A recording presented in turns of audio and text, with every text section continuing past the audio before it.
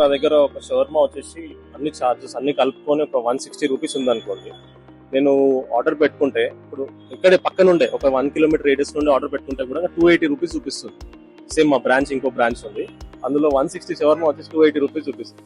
ఇంత డిఫరెన్స్ ఉండడం వల్ల కస్టమర్ తీసుకునేటప్పుడు కూడా ఆలోచిస్తాడు కదా. ఇప్పుడు ఒక షవర్మా చిన్న పోర్షన్ వచ్చేసి 280 రూపీస్ చార్జ్ చేస్తున్నారా అనేది కస్టమర్ కి కూడా దాని వల్ల అంటే రెస్టారెంట్ మీద ఎఫెక్ట్ ఎక్కువ పడుతుంది. That's the problem. बोले तो दो प्रॉब्लम, एक लाइक कमीशन, दूसरा डिस्काउंट 1 डिस्काउंट का जो मेजर पावर हमारे हाथ में नहीं, उनके हाथ में. The prices, the quotation they have give us back in returns are very